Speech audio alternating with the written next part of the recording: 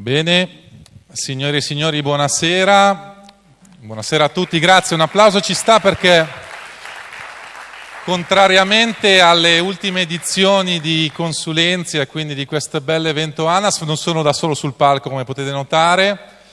E prima di introdurre la nostra special guest, volevo appunto ringraziarvi per la bella presenza. Vedo che molti di voi stanno entrando adesso, quindi bene.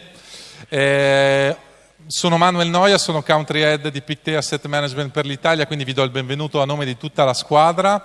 E l'incontro di oggi è una bellissima opportunità perché abbiamo il piacere di avere con noi Katie Curtis. Katie è una delle più influenti consulenti finanziarie negli Stati Uniti, ha più di 15 anni di esperienza in questa attività, ma non ha fatto solo la consulente finanziaria, quindi ha un'esperienza professionale a tutto tondo e ce ne parlerà nella sua presentazione. Katie ha costruito una propria società di consulenza, anche grazie al supporto del padre, e oggi negli Stati Uniti è considerata veramente una delle prime 20 consulenti finanziarie, soprattutto nel campo della personal branding sul web. Quindi veramente Katie ci può dare un punto di vista sul tema del digital branding e appunto di come costruire la propria attività sul web, che ha veramente molto valore in un mondo come quello italiano dove siamo un pochino più indietro. Quindi io non ruberei altro tempo a Katie, che ha delle belle slide, un bel intervento da proporvi. Lascio la parola a Katie e poi al termine del suo intervento tornerò sul palco per le domande. So Katie, it's a great pleasure to have you here in Rome. It's your turn to propose your personal life in asset management. Thank you very much, Katie. Grazie, Manuel. Un applauso per Katie, grazie. Buongiorno a tutti. È un piacere essere con voi a Roma, a Pictet, per questa grande opportunità. Thank you, everybody. It's very exciting to be here. Manuel was telling you a little bit about my background. I was born and raised in San Francisco, California, which many of you have probably been to. I was raised with a bunch of Italians and Irish people in a neighborhood in San Francisco. And from a very early age, I knew I wanted to be in business. When I was a young girl, instead of playing with dolls, I made up a game called Important Papers. And what I would do is I would collect old receipts and invoices from my father, and I would make out like I was playing in an office. So everyone knew that I had a brain for business from a very early stage. I didn't start in the financial advisory world. I started in food sales. I worked for big American corporations selling food products. But my passion was always personal finance and investing. And I started investing in stocks in my early 20s, realizing that instead of just making a salary, I can make a passive income investing in good companies. So I became fascinated with the workings of companies, why their products might sell better than another, and then maybe 20 years into a career in food sales, I made the big leap and started my own firm as being a financial advisor. Now I know that's very unusual and might not be able to happen in Italy, but in the US it is possible. But what can help you from my experience is that I was a very small fish in a big pond. And if I was to succeed as an advisor, I needed to learn how to market myself differently from the big giant brands. So what I'm here to talk about today is how I did that, how I increased my influence, built my brand, and digitized my marketing. And I think all of you can do some of this too. I'm just going to give you a little bit of overview about the U.S. financial market, the services market. It's huge and very complex, probably just like in Italy. So this is a very brief overview. But there's 285,000 financial advisors. The average age is over 50. That's due to a lot of advisors retiring and not a lot of young people going into the industry. The biggest drop was right after the financial crisis in 2008, where we lost about 50,000 advisors who probably couldn't take the pressure anymore. Remember how bad those years were? They work for all different areas in banks, insurers, private banks, brokerage companies, similar to in Italy. The median salary is about $81,000. That's very, I mean, it could go way up, and unfortunately, some people aren't quite making that yet. And still, only about 10 to 15% of advisors in the United States are women. And there's a huge initiative in the U.S., maybe like here, to increase the ranks of women in the advisory business. Now, one thing that's significant about the age thing is that people 50 and older tend to not to want to try new things. Does that sound familiar? It's, you say, oh, you should use Twitter to market yourself, and people will roll their eyes and say, what's Twitter? I don't have time for that. Or Facebook, are you crazy? I, connect with my kids on Facebook. I don't use it to market myself. But I think that people lose out on real opportunities to connect with their end client by not adopting some of these strategies. So I'll talk a little bit more about that. So this is where I found myself in about 2001 when I started my financial advisory practice.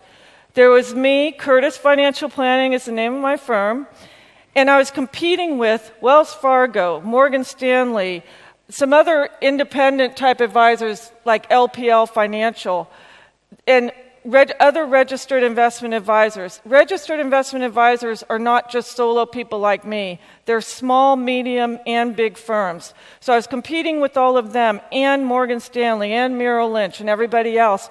My practice was growing very slowly. I was getting a little bit concerned that this big jump I took to be a financial advisor was not going to work out. So what I did was I met a woman, very fortunate for me, I met a woman who was a personal branding expert. Now, what's personal branding, you may ask? It just means that you are marketing yourself and your career just like big companies brand themselves and products are branded.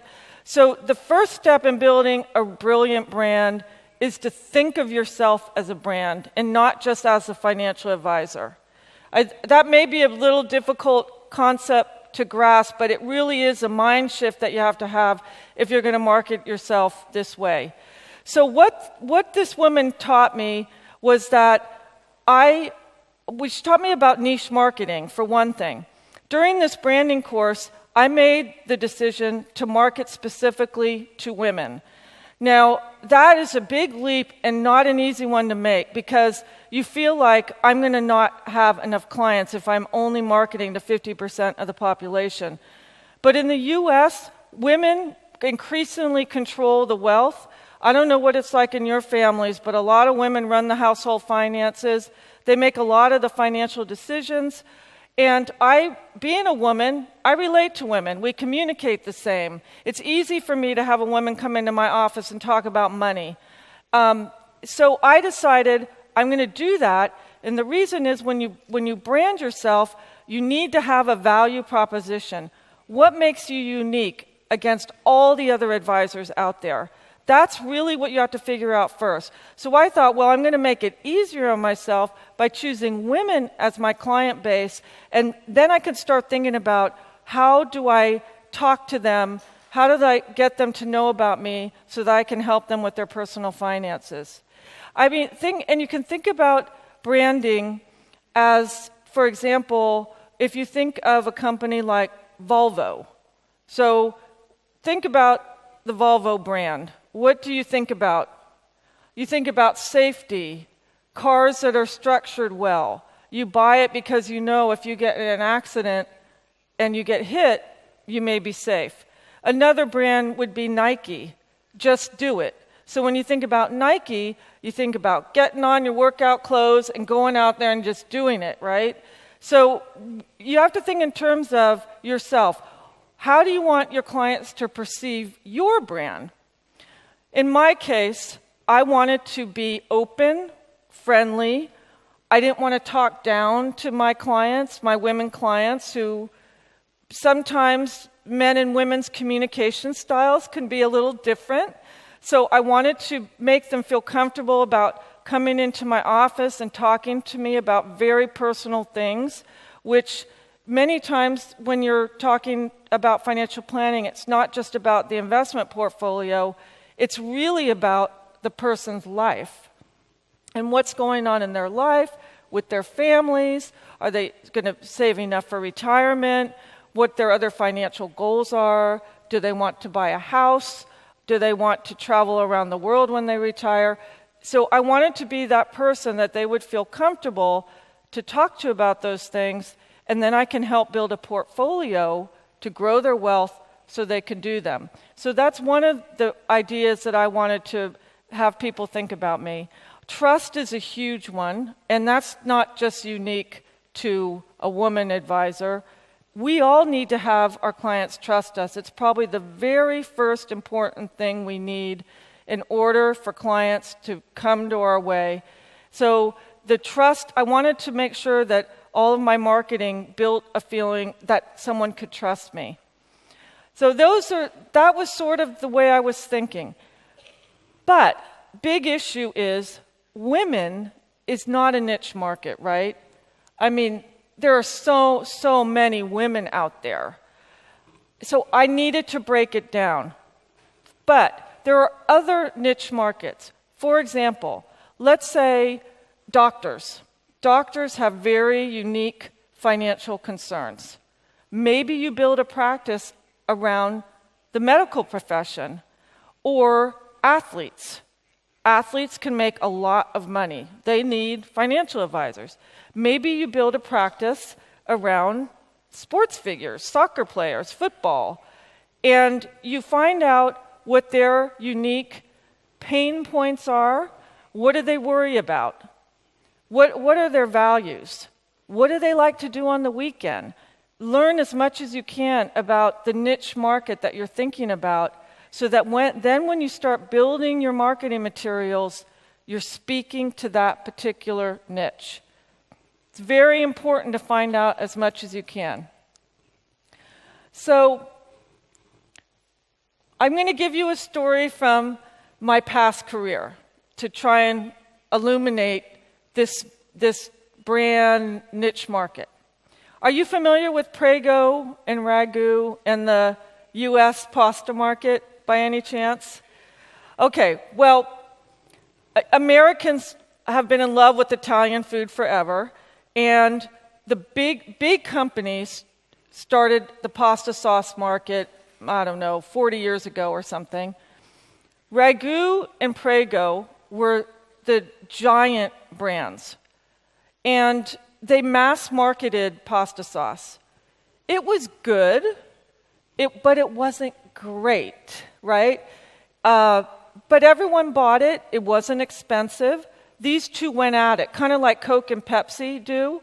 These two fought it out on the supermarket shelves. Sometimes Prego was number one, sometimes Ragu was number one. But in 1999, and this is when I was in my food sales career, Borden Foods introduced a brand called Classico.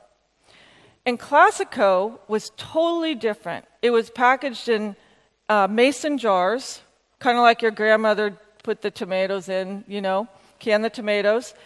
And it had very unique packaging, beautiful, artful labels with images of the Italian countryside and flavors like tomato and basil, mushroom, arrabbiata, quattro formaggi, things like that. And Ragu and Prego had none of that. And so Classico, with a very, very relatively small budget, took over. I was in San Francisco, where I was a brand manager on the Classico brand. In less than a year, Classico became the number one brand in the San Francisco market and in many other markets across the United States. Why? Because they were unique. They had a great marketing campaign, unique packaging, and by the way, it tasted better than Prego and Ragu. And it was more expensive. And it did not matter that it was more expensive. Prego Ragu on sale was $1.99, $2. Now we're about equivalent, so you know what that is, right? And Classico was about $3 a jar. It still met and overreached their sales goals.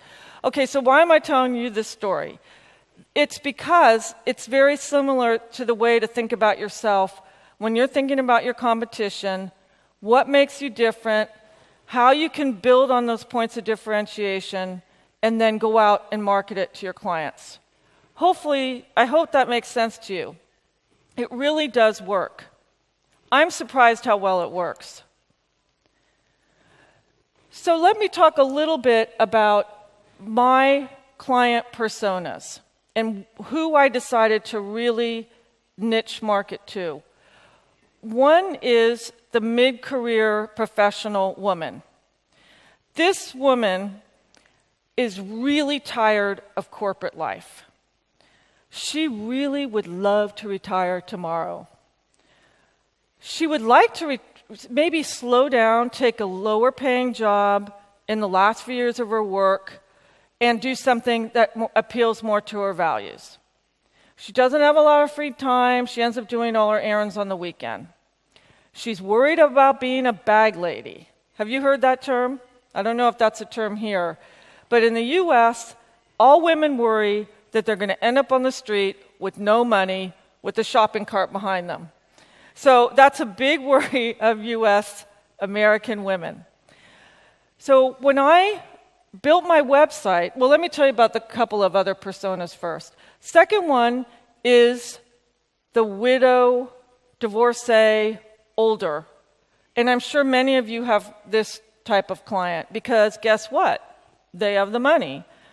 In the United States, this age of woman typically inherits money from her husband. She was the homemaker. She did not have a long career. She could not save enough for her own retirement. But luckily, while she was tending the house, taking care of the kids, her husband was building a very successful career. So she ends up with, millions in US, it's IRAs, individual retirement accounts. And this woman also did not usually manage the money. She does not know how to invest the money. She really wants an advisor. By the way, these are the best clients. They trust you. They leave it all to you. They look at you as the expert. And I have a feeling it might be similar. I was talking to someone earlier, and he did say this niche was one of his best clients. But you can see they have totally different needs. These women, they tend to be lonely because it's harder to make friends, find things to do, things with at that age. They are worried about the end of their life and how they're going to leave their assets to their families. They're worried about different things in the mid-career professional, so you have to speak to them differently. And then my last client, this is not my favorite client at this point, mainly because they haven't built any wealth yet. But it's the millennial woman. She's the one with the most potential. She's starting her career. She's starting to make good money. She's starting to save. And the smart millennial women seek out financial advisors because they realize they want to know how to do it early. So I found that because of my website and my outreach, a lot of this type of women will find me on the web because they use the internet to find professionals. And I realized that I needed to have a service level for them or I was going to cut out a whole generation of potential clients. And these clients do end up growing their wealth and becoming good clients. Plus, millennials are the children of my professional woman client and my widowed divorced client, right? So you want to develop a relationship and know how to talk to these children because they will end up inheriting the wealth of their parents. So that's how I differentiated this big class of women, which really is not a niche market, Maybe it used to be, it's not anymore. This is how I differentiated. And what this helped me with was deciding, how do I market to these women? How do I speak to them? Okay, so the same year I was taking the personal branding course, social media started to get on a lot of people's radar. And I was fortunate. I was seeking a way, like I told you, I was seeking a way to change the way I was perceived in the marketplace and to rebrand. And I took the personal branding course.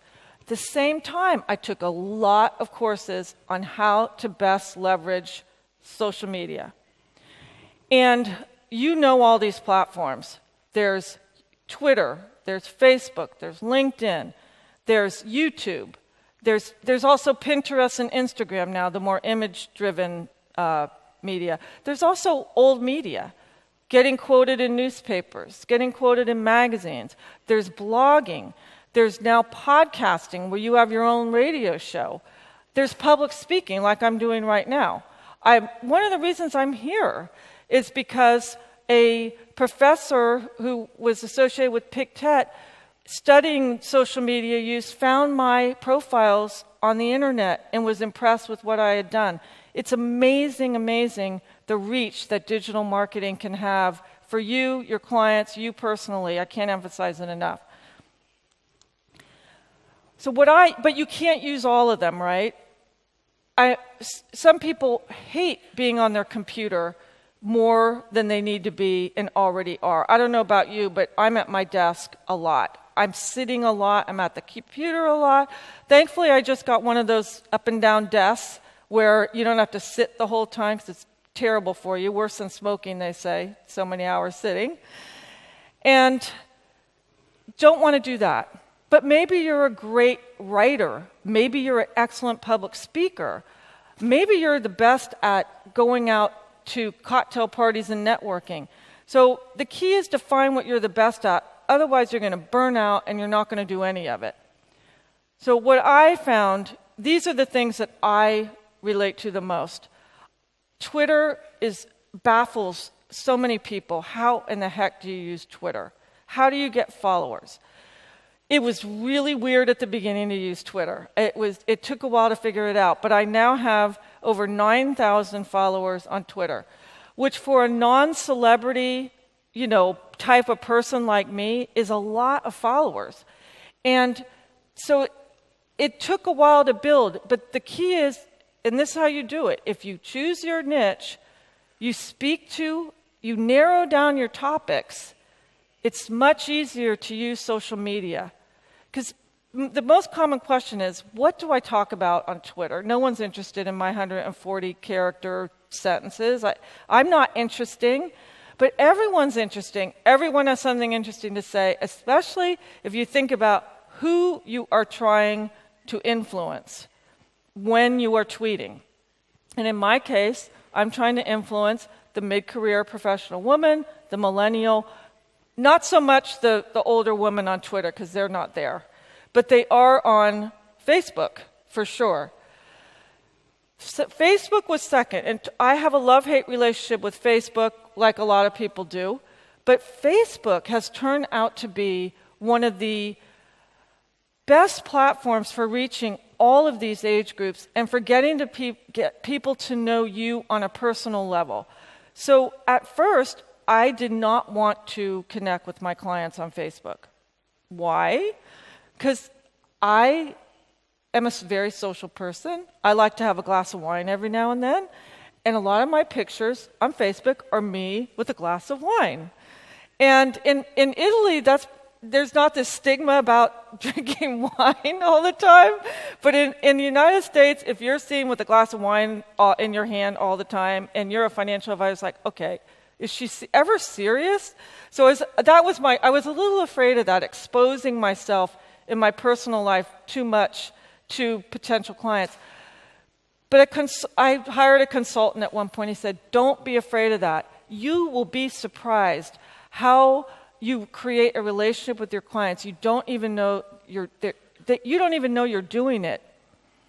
It's so true. I'm connected with many clients on Facebook, They come into a meeting with me. I haven't seen them in 6 months. They know everything I've been doing for the last 6 months, or a few things, and the meeting is warm instantly because I feel like we already know each other a little bit. It's extremely valuable for me and who I'm marketing to. LinkedIn, I know a lot of you are on LinkedIn because I've been connecting with various advisors, is the most professional of the media platforms. It's the easiest to use if you're afraid of social media. It's almost like an online resume. But if you just think of it as an online resume and not as a marketing tool, you are not using LinkedIn to its full capacity, because you can do so many things on LinkedIn that you can't do on other practices. You can post your presentations, you can post video, you can talk about all your hobbies and where you volunteer, and there are so many things, and it's a complete profile. So I encourage everyone, if they haven't, to set up the best LinkedIn profile they possibly can and speak to your target market even in your profile. Always keep that target market in mind, because, right, that's who you want to find you on all these profiles. And think how much easier it will be to write that profile if you know who you want to attract. YouTube, and we are going to show a little YouTube video later. YouTube, I don't know in Italy if this is true, but video has become an extremely important way that people learn about products and services. I was hesitant to use it. I don't like to see myself on the screen. I think a lot of us are like that. Do you want to watch yourself? Probably not, unless you're a huge ham type person, and I'm not that much that way. But when I hired a videographer who I met at a networking event, she convinced me that video was the strongest way to present yourself first to your potential client on your website. And she also insisted in our consultation that it not be a straight bio. Hi, I'm Kathy Curtis, and I'm a financial advisor. I work for Curtis Financial Planning, and I blah, blah, blah. She said, no, tell a story. Tell a story about yourself, something that people will be interested in, something that evokes an emotional response. That was key, evokes an emotional response. So I did a video, and I talked about how my father influenced me in the way I managed my money. It was all true. It wasn't made up. It was very sincere. I mean, you could argue that you could just make a video that made you look really good and not worry about the sincerity, but people see through that. Better to be sincere, talk about your own personal story, and we'll show you some of that later. Okay, so now I want to talk about another way that I expanded my marketing, and that is through blogging. I don't know if any of you have a website. I know a few of you do, your own website. If you are allowed to do that, compliance reasons, whatever. But in the US, advisors can have their own blogging platform. Some that work for the big banks, maybe not, right? I, fortunately, being a registered investment advisor, can do just about anything I want as long as I keep within the SEC and state compliance rules. For example, I cannot have client endorsements on my website anywhere or on my LinkedIn profile. You probably can. I can't have a client post on LinkedIn, Kathy Curtis is the greatest advisor I've ever had, and she gets me 10% returns every year. No, that's not okay.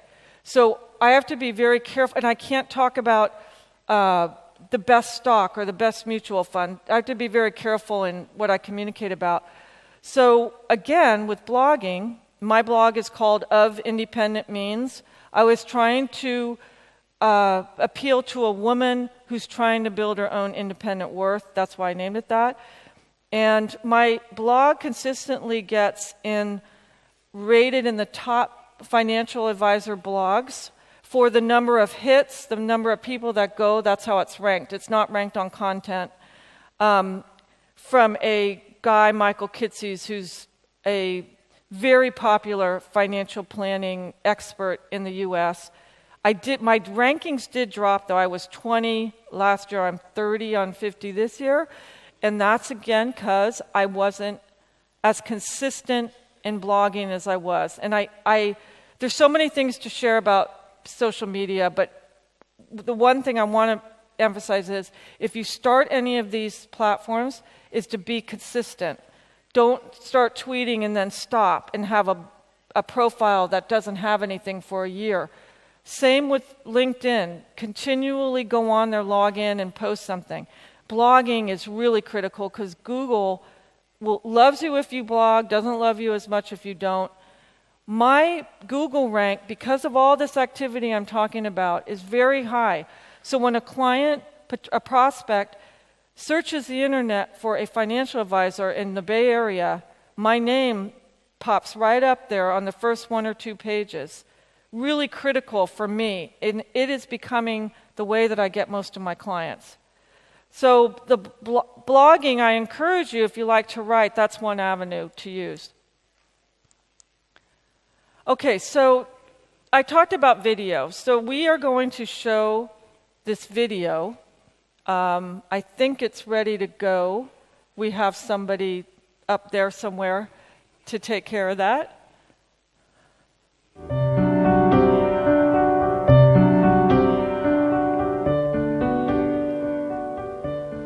My father has influenced my work in ways that I think are very helpful to my clients. I always have in the back of my mind that you need to be careful with your money. He was a Depression-era kid, and he was very, very fearful about not having enough money. Besides the fact that he was trying to raise a family of 6 children. He worked till 9 o'clock every night.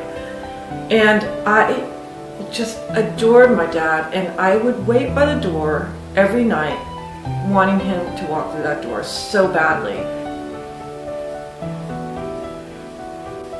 He was extremely frugal, and that manifested itself in things like when appliances would break down, they wouldn't get repaired. We had an old 57 Plymouth that broke down, and we didn't have a car for 2 years, and my poor mom had to lug the groceries up the San Francisco hills. I was exposed to more abundant lifestyles from children that I went to school with. I saw different ways that families spent their money, and I realized that I probably wanted a bit more than what I had when I was really young.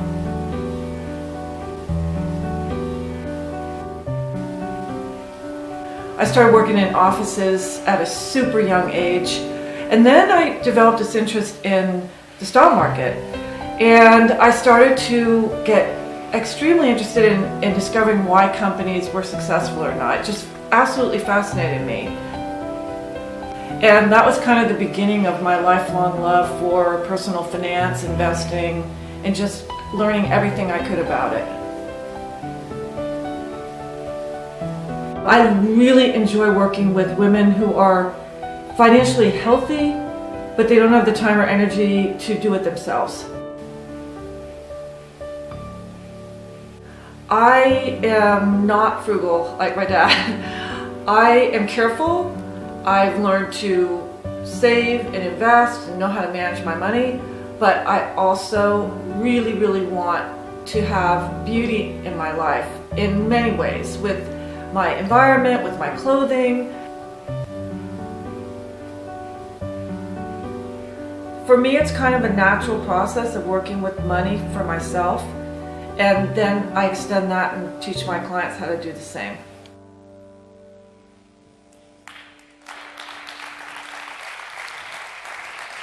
Thank you.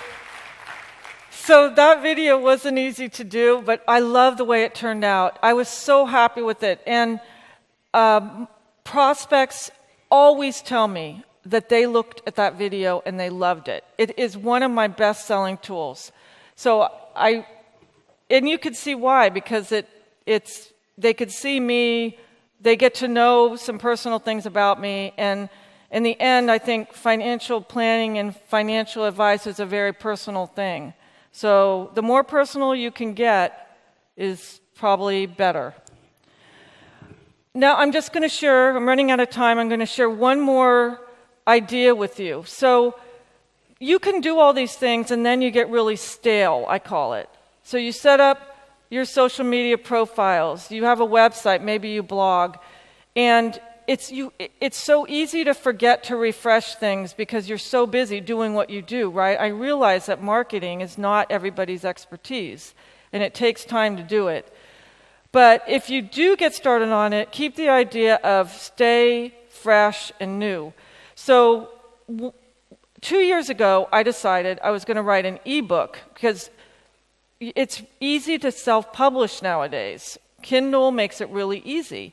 So I wrote an ebook called The Happiness Spreadsheet, and it was based on work I do with my clients about cash flow. Because a lot of women in particular, there's so many things we can spend money on, we have some issues with cash flow. I found that as a very common thing, and they want help setting a budget. So I thought, how can I make this less painful for people? And so I built this budget process based on thinking about what you want most in life, based on what you value most, and trying to spend money on those things and not on the rest. So being more conscious about how you spend money. So I published it on Amazon. I sell it actually on Amazon for $2.99, but I also use it as a way to get people to sign up for my newsletter. I use an opt-in page on my website where people give me their email and they get to download it, and then I have their email and I can send newsletter to them and start called drip marketing, market over time. And I also do presentations on it, and one of my presentations is to usually women's groups, and this one slide got a big laugh. I don't know what you think about Trump, but he did lose, which is, I'm not going to say anything political. Anyway, I use this to get a laugh about how you can think about what you spend your money on in different ways, like to have a bunch of material goods, like think about Donald Trump, or maybe approach life more like Buddha, where you get more satisfaction from your internal life.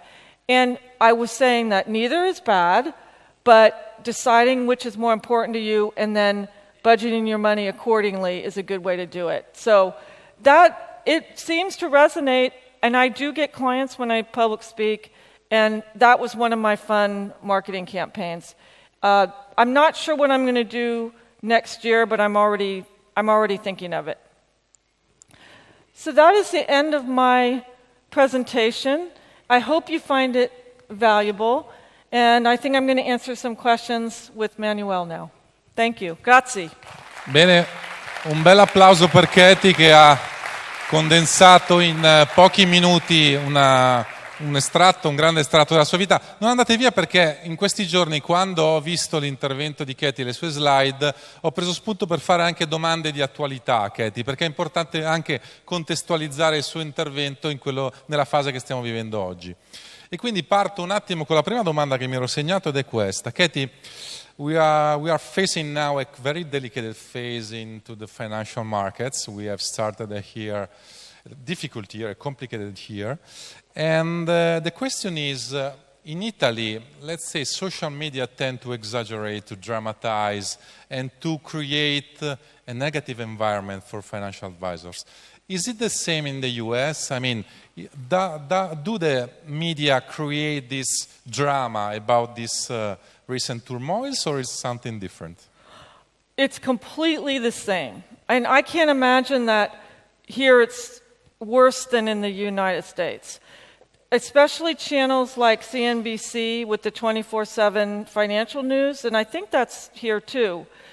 People watch that stuff all day long, or on the internet at work, or on their phone, and get very, very frightened. And I think right now, in particular, because there's so many things that we don't understand, like what's going on in China. China's not very transparent. What really is happening there? Is it as scary as it needs to be? The price of oil dropping so dramatically over the last year as much as it has. All these things, and the volatility is, for me and my clients, the absolute scariest thing is this major volatility going on. It's definitely fueled by the media. Not only TV, front lines in the newspapers whenever we have a big stock market drop. So one of my roles as an advisor is like a psychologist, right? It's a lot of money behavior is about psychology, is over and over to reassure clients to be in it for the long haul, and that over the long term, stocks, and I realize that's a little different in Italy, but staying invested in a balanced portfolio with stocks will, over the long haul, help you reach your financial goals a lot easier than staying in cash or a very low interest type of investment. Fortunately, most of my clients do understand that. However, I did have a couple of younger clients panic in the last phase of the markets, and I had to spend some time educating again. So it's a continual education process. Thank you very much for that, Katie. Once again, about the potential differences between US and Italy in terms of financial education. Sometimes in Italy we think and we say that financial education here is too low, we are not mature, we are not sophisticated. But I really wanted to know if it is the same in the US. I mean, do you study or learn at school the basics of financial education, or is it something connected to the mentality of US people with the approach they have? You mentioned before equity versus bonds. Is it something in the DNA of the US people or something that you learn in school? It's definitely not something we learn in school. We do not have a formal personal finance curriculum at any level of schooling, either the lower grades, high school, or college, even college. I have many clients that come into my office and say, quote unquote, I don't have a clue. So it's that similar. However, I think there's a big difference in this understanding about investing in stocks and bonds. And because most Americans have something called a defined contribution plan, which is termed a 401k, and they contain mutual funds, and all mutual funds actually at this point. Some now are starting ETFs. And there are a variety of mutual funds, stock and bond. And this confuses people in the past. What do I invest in? They didn't know. But then by law now, all 401k plans have to have something called target date funds. You know, those funds that get more conservative as you get older. And also a new law is, by default, instead of investing in cash and staying in cash, the money immediately goes into one of those appropriate target date funds. So I think because the 401ks are everywhere, there's a little more understanding about risk and balance and things like that because of that. That has helped the American consumer understand about how they need to invest in stocks and bonds. And your point about DNA, I think it is DNA too. I have a feeling there's a little bit of that. That there's this risk-taking mentality. People aren't afraid to take on some risk, and they know or have been learned enough or talk to their financial advisor enough to know that over the long haul, like I said, even with this dip and the 2008 dip and the 2000 crash, that a balanced portfolio will return about 7% over the long haul. And bond portfolio will not. So we don't have private pensions anymore. Very few companies have pensions. We have Social Security, but it's not enough. So if someone's going to retire in the U.S. with enough money, they have to invest in equities. There's no way around it unless something changes with bond returns. So I hope that answered the question. It's very interesting.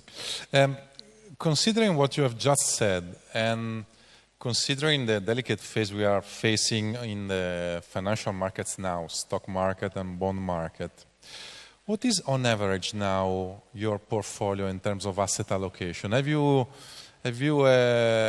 changed something recently? Do you have an average portfolio for your clients? Yes, I do. So my most aggressive portfolio is 75% equity, 25% fixed income. I have very few clients in 100% equity for obvious reasons, way too risky. Not all of advisors have 25% in fixed income for their younger clients, but I think in this economic environment, it's wise to have, I call it sort of a hedge on the volatility, or clients would get too frightened with what's going on right now. But the majority of my clients are probably in a 60% stock, 40% bond portfolio, which is a true balanced portfolio.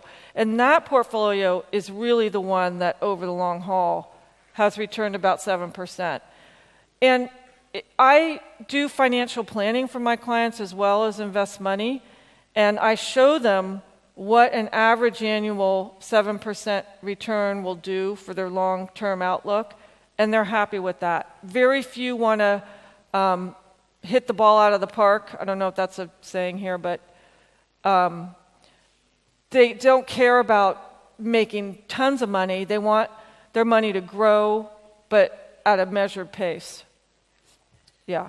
Right. And I have, last but not least, the very last question for you, Katy, before we leave you. And it's about multi-asset funds.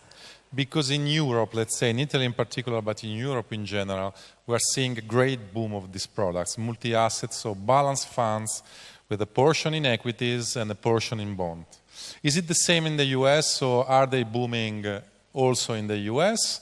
Or maybe there are new forms or different forms of investing, maybe including also the sustainable filter, the sustainable approach that is leading the way? Right. So what I find is most of the financial advisor community does not use multi-asset funds. They asset allocate based on how much in the US market, how much in international, how much in emerging, and they choose mutual funds and ETFs to represent those asset classes. So they build an asset allocation that way. Individual investors, target date funds are really balanced funds, right? They're very similar. They have so much in an asset class. So in that way, there are use of multi-asset funds in the U.S. in a big way. Mm-hmm. I don't think so much the financial and advisory community has embraced those as a way to asset allocate. Okay. Yeah. Bene signori, vi chiederei ancora un applauso per Katy che ringraziamo per essere venuta qui. Si è fatto anche un lungo viaggio, perché da San Francisco, credetemi, il viaggio è veramente lungo per venire a Roma. Grazie della vostra attenzione e della vostra presenza. Katy sarà ancora qui con noi allo stand per chi vuole scambiare qualche parola. Ci saremo anche noi del team Pictet. Vi ringrazio nuovamente e vi auguro buon proseguimento. Grazie signori. Thank you. Arrivederci. Well, oh, sure.